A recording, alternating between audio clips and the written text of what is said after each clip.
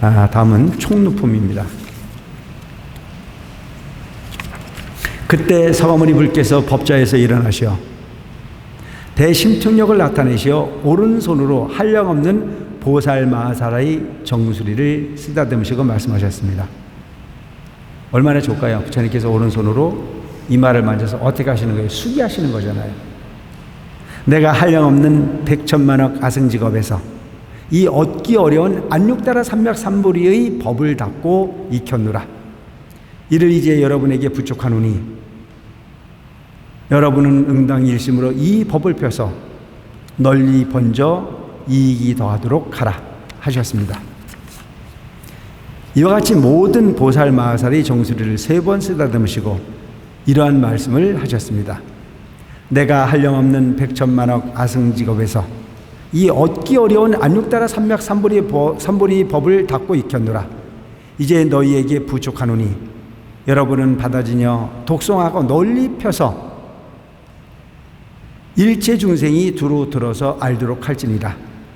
왜냐하면 열에는 대자비가 있어 모든 것에 아낌이 없고 또 두려움도 없어서 능히 중생에게 부처님의 지혜와 열애의 지혜와 자연의 지혜를 주나니 열애는 이 일체 중생에게 대시주이니라.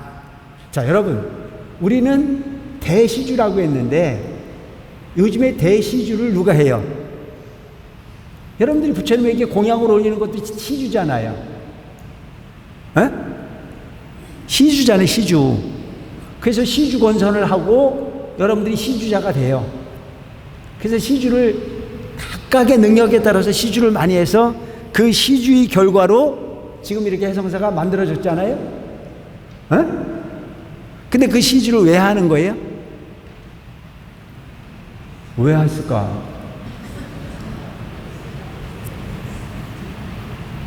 왜 했겠어? 공덕을 지려고 했겠지. 간단한 일이잖아. 여러분들은 시주한 마음으로 돌아가면 돼요. 월도 스님이 불쌍해서 했어요?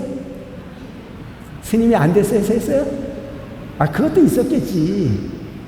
스님이 하도 불쌍해 보이니까, 애를 쓰니까, 그래도 스님을 좀 도와드려야지라고 하는 좋은 마음 분명히 있었을 거예요, 이런 마음도. 그래서 10,000원짜리 하나 하려고 왔다가 스님 얼굴 꼴을 보고 좀 더 써야지 그래갖고 쓴 경우도 있고, 난 인정해. 그런데 그런 모든 부분이 내가 부처님 전에 이렇게 공덕을 지면 그 공덕은 반드시 어디로 가지 않고 나와 인연이 있는 곳에 좋은 부분의 기운으로 함께 할 거라고 하는 부분의 믿음을 갖고 시주를 했지 않습니까? 그러죠? 근데 여기서 보니까요, 열애는 일체 중생에게 대시주이니라 이랬어요. 무슨 얘기냐면 우리가 부처님에게 지극히 정성을 다하면 부처님은 우리에게 돌려주는 부분이 더 엄청났다 이거예요. 그래 대시주란 말이야. 그래서 절에서는 보시라고 하는 부분이 여러분들이 부처님 전에 올리는 것도 보시고 절에서 여러분들한테 뭔가를 주는 것도 보시야.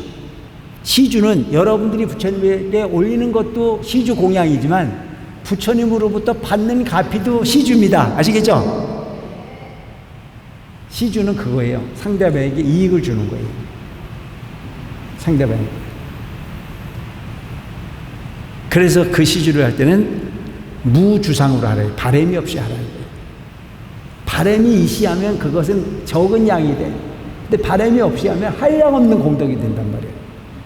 그래서 부처님의 능력으로 우리들에게 주는 부분이 왜 앞에 설명했잖아요. 열에는 대자비가 있어 모든 것에 아낌이 없고 두려움이 없어서 너희 중생에게 부처님의 지혜와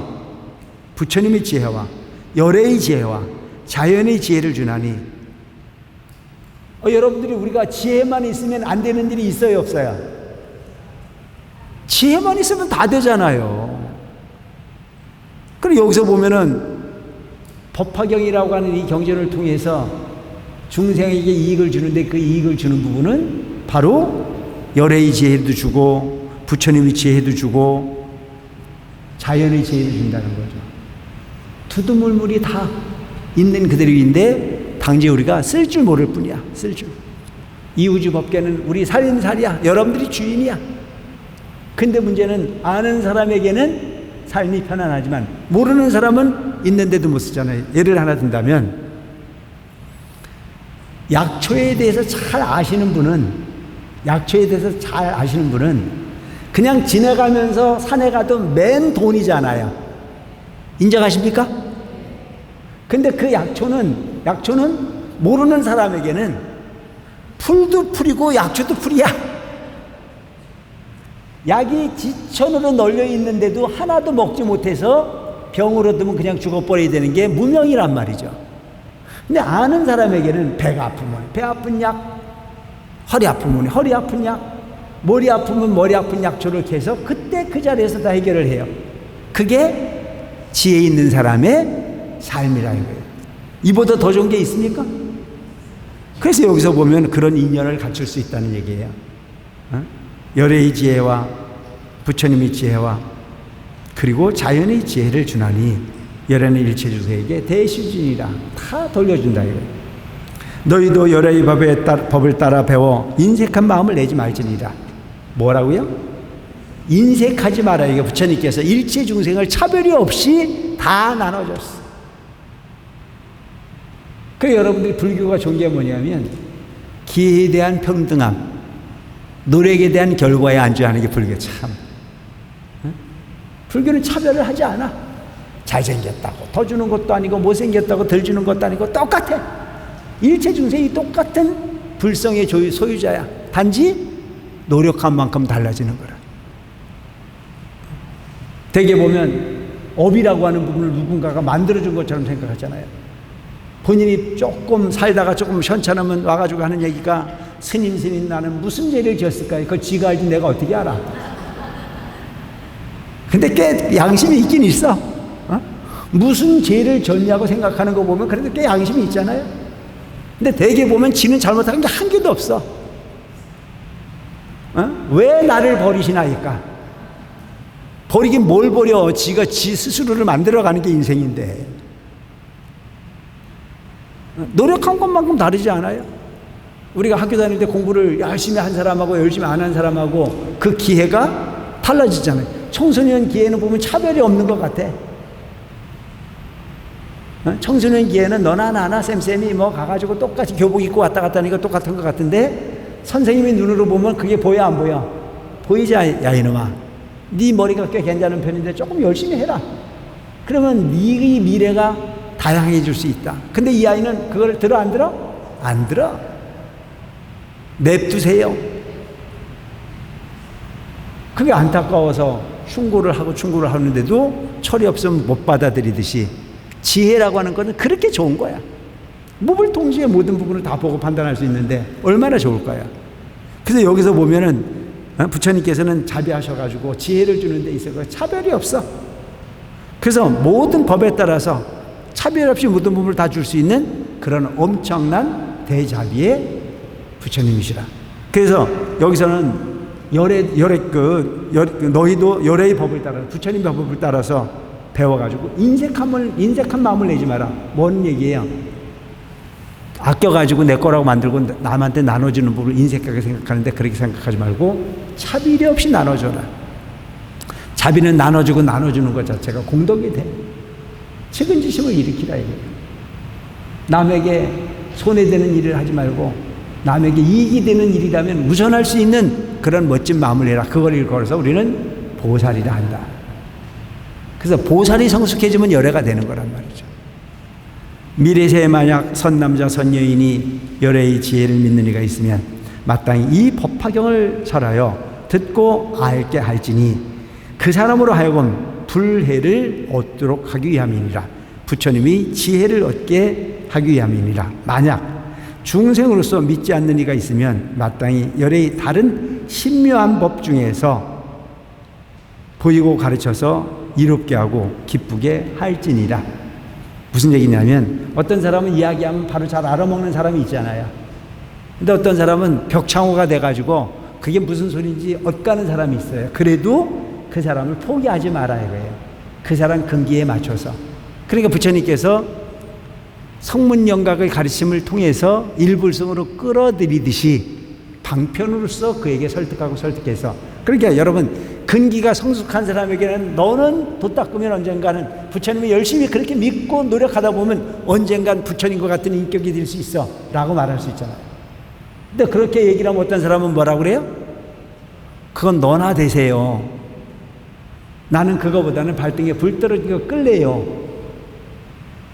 우리 아들 대학시험 합격도 해야 되고, 우리 남편 건강해져야 되고, 내가 갖고자 하는 부분의 원하는 소원도 이루어야 되고, 이런 얘기를 해요.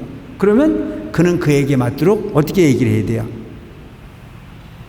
육바라밀을 설명하기도 하고, 부처님 가피를 설명하기도 하고, 열심히 부르면 부처님이 가피가 응해서 이루어질 수 있다는 이야기도 하고 해서 끌어들이라. 그래서 그렇게 해서 이익되게 하라. 예를 들어서 어떤 아이가 지금 막 울고 있다면 그 아이에게 울음을 그치게 하기 위해서는 뭐가 필요해요? 방편이 필요하잖아요.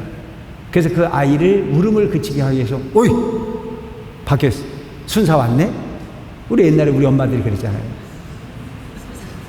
그럼 순사가 뭔지도 모르고 울음을 뜩 그치잖아요? 그러면 이러면 울었던 것도 잊어버려요.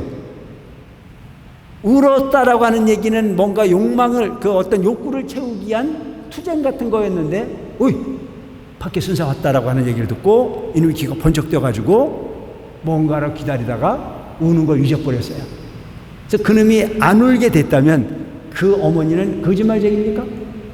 아니요. 아이를 울음으로부터 건져주기 위한 방편이었어요. 이게 중생을 기쁘게 하는 거란 말이죠.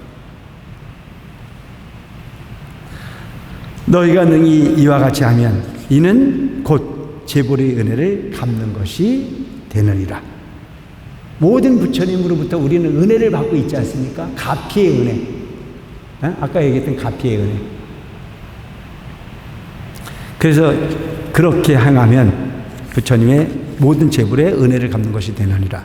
그때 모든 보살마하살이 부처님께서 이 같은 말씀하심을 듣고 모두 큰 기쁨이 그 몸에 두루 넘쳐 더욱더 공경하고 몸을 굽히고 머리를 숙여 합장하여 부처님을 향해 함께 소리내어 사려였습니다. 세준이시여 칭명하신 것 같이 응당 갖추어 받들어 봉행하겠나이다. 하오니 세준이시여 원하옵건대 염려하지 마시옵소서. 모든 보살마하살이 이같이 3번 반복하여 함께 소리내어 말씀사리였습니다. 세존께서 칭명하신 것 같이 응당 갖추어 받들어 봉행하겠나이다. 하오니 세존이시여 원하옵건대 염려하지 마시옵소서. 그때 성어머니 불께서 시방에서 오신 모든 분신부를 각기 그 분국토로 돌아가게 하시려고 이렇게 말씀하셨습니다. 여러 부처님께서는 각각 편안함 쫓아가시고 다보불께서도 돌아가 예전같이 되소서. 이 말씀하실 때 시방의 한량없는 분신불인 보배나무 아래 사자재에 앉으신 제불과 다보불과 아울러 상이행 등 가없는 아승지 보살대중과 사리불 등 성문 사부대중과 일체세간의 하늘사람 아수라 등이 부처님께서 설하신 바를 듣잡고 다 크게 환희하였습니다. 오늘 여기까지 할게요.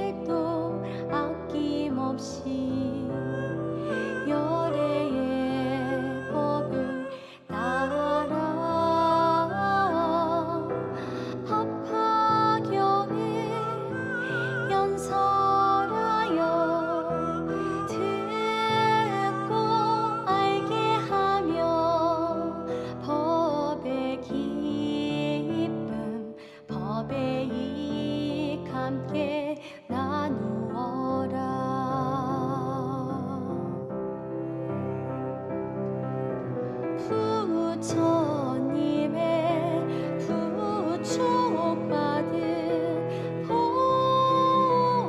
보살마살 온몸과